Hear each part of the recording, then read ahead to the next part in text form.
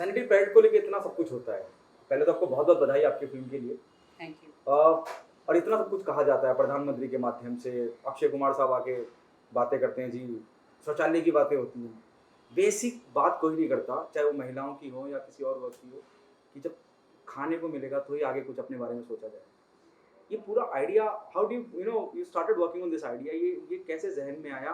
ख़ास करके जब मैं मुंबई मुंबई शहर की बात करता हूँ, हर दूसरे चौराहे पे, लिंकिंग रोड जैसा पॉश इलाका, लेकिन रात के वक़्त आप निकल जाइए, कोई आपको महिला कहीं अपने बच्चे को लेके बैठी होगी या लेटी होगी, या कहीं इस कश्मकश में होगी कि कहाँ रुकूँ जी या हाँ। कहाँ सोऊँ? जी। Tell me how this whole journey of your short film happened? देखिए हम लोग सैनिटरी पैड की तो बात कर रहे हैं, हम लोग मानसिक धर्म की बात कर रहे हैं। लेकिन क्या होता है जब जब ये भिखारी महिला या होमलेस महिला, हम जिसको भी कहें, जिसकी भी हम लोग जब बात करते हैं तो वहाँ तक हमारा ध्यान नहीं जाता है। सैनिटरी पैड की हम लोग बड़ी-बड़ी फ़िल्में बन चुकी हैं, मानसिक धर्म को लेके, सैनिटरी पैड को लेके। लेकिन जो भिखारी महिला है उसके बारे में हमने कभी ध्यान नहीं दिया है। क्योंकि मेरा मानना है कि वो महिला है, उसे भी उतना ही डिग्निटी, सम्मान, आत्मसम्मान या पर्सनल हाइजीन का अधिकार है जितना मैं और बाकी महिलाओं को है। तो उसके बारे में हमने कभी नहीं सोचा है। तो मैं यही सोचती थी कि जब ये महिलाओं को मैं देखती थी सड़क पे सोते हुए, बैठे हुए, भीख माँगते हुए, तो मेरे दिमाग में यही आता था कि ये उन दिनों क्या करती होंगी? मतलब ये कहाँ पर बदलती होंगी कपड़ा?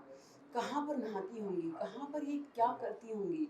कैसे ये कैसे कैसे करती हैं? जब इनको दर्द होता है तो ये क्या इलाज करती हैं अपना? इनके पास जब रोटी नहीं है खाने को तो वो बाकी चीज़ें कैसे हैंडल करती होंगी? तो that I was very curious about all these things. और मुझे बहुत ही तकलीफ़ भी होती थी। तो यही बस ये तकलीफ़ ने ही इस फ़िल्म को जन्म दिया है। आपने खुद प्रोड्यूस भी किया, उसको डायरेक्ट भी किया, आपने लोगों से आके मुलाकात भी करी। वो कैसा रहा और क्या ज़हन में था? क्या चेहरा दिखाने की कोशिश है? हालाँकि इतना ज़्यादा कई जगह पे सम्मानित हुई है फ़िल्म। क्या आपको लगा था कि यहाँ तक जाएगी ये बात, मतलब यहाँ तक लोग इतना सराहेंगे, इतना प्यार देंगे? देखिए एक्चुअली मुझे फ़िल्म करनी थी, मुझे बनाना था, मुझे इस मुद्दे को लेकर फ़िल्म बनानी थी।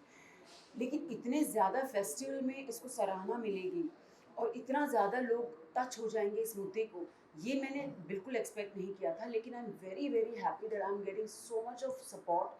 A couple of NGOs have approached me and they just wanted to associate, और मुझे उस बात की बहुत खुशी हो रही है कि एक छोटे से मेरे पहलू ने, छोटे से मेरे कदम ने इतना अच्छा सपोर्ट सिस्टम क्रिएट किया है। So I am very, very happy about it. Don't you think the central government or the state government should come up and support you in this initiative, start helping the people, the female who's there on the road? या of course, I mean they should make shelter homes, कुछ तो करना चाहिए। अब देखिए ये क्या है, हमारा सिस्टम ही कुछ ऐसा है। I don't want to blame a particular government और समथिंग, बट कुछ हमारे सिस्टम में ही गड़बड़ है। उसकी वजह से ही क्या होता है कि इतनी गरीबी भी है, इतनी लाचारी भी है, और महिलाओं जो सारी महिलाओं को, स्पेशली जो इस वर्ग की महिलाएं हैं, वहाँ तक फैसिलिटीज़ पहुँच ही नहीं पा रही हैं। आगे क्या आगे क्या नेक्स्ट नेक्स्ट कदम क्या होगा? और अब तक कहाँ तक बात पहुँची? जब मैं केंद्र या स्टेट गवर्नमेंट की बात करता हूँ, क्या उनको आके एक नया इनिशिएटिव नहीं लेना चाहिए? स्पेशली हिंदुस्तान के जिस भी कोने में रोड पे, सड़क पे इस तरह से महिलाएँ जो रहती हैं, जीवन बसर करती हैं, उसके लिए कुछ कार्रवाई करना चाहिए? ये बिल्कुल करना चाहिए, और I am associating with few NGOs, और हम लोग डेफिनेटली गवर्नमेंट के दरवाजे खटखटाएंगे। अब वो जितने दरवाजे हमारे लिए खोलते हैं, नहीं है वो तो चलो उन पे डिपेंड करता है, लेकिन हम हमारी जो कोशिश है वो लगी रहेगी, वो चलती रहेगी।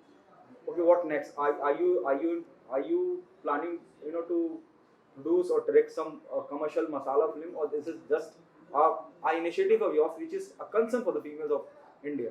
देखिए masala, I don't know, I don't understand what the masala movie, but of course a feature film, मेरी तो फीचर फिल्म वैसे भी रेडी है। एक जो पहली फीचर फिल्म है मेरी नंगे पाँव, वो तो तैयार है रिलीज़ के लिए। दूसरी फीचर फिल्म की मैं तैयारी पे कर रही हूँ। तो लिखना तो मेरा काम है, मैं लिखती रहूँगी और फिल्में बनाती रहूँगी।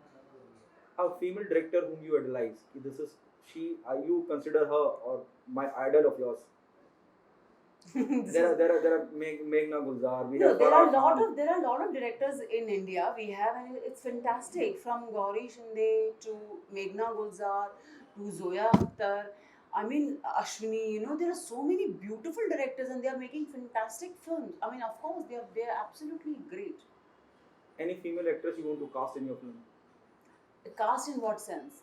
As an actor? As an actress. And As any a- female actress from the industry, you want her to play a leading part in your film. See, when I am such a great actor, I don't need anyone. You know, yeah. How's your journey in the industry so far? Journey has been really tough and but really interesting so that's it आपको अपनी लड़ाई लड़नी है और हम लड़ाई लड़ने के लिए आए हैं ऑब्वियसली हम हर चीज़ का मुकाबला करेंगे तो फेवरेटिज्म और डैशिज्म चलता रहेगा उसका कोई भी हर इंडस्ट्री में होता है फेवरेटिज्म का हो या नया नेपोटिज्म का हो हर इंडस्ट्री में है ये चलता रहेगा कभी ख़त्म नहीं होगा मुझे नहीं लगता कभी ख़त्म होगा लेकिन जो हम बाहर से आते हैं जो पहली जनरेशन है उन्हें हमेशा लड़ाई करनी पड़ती है चाहे वो कपूर जनरेशन हो या कुछ और खान जनरेशन हो पहली जो जनरेशन है उसको लड़ाई करनी ही पड़ती है and that's it so you have to just accept it and fight it Do you think nepotism exists? 100% हर इंडस्ट्री में एग्जिस्ट करता है एक नहीं फिल्म इंडस्ट्री में नहीं हर इंडस्ट्री में एग्जिस्ट करता है पॉलिटिक्स में देखिए ना आप मतलब Have you ever faced anything in Bollywood, in Hindi film industry? every day we are facing it every single day every single moment we are facing it Any role which is just supposed to be done by you, pass it to somebody else because she has so-called references.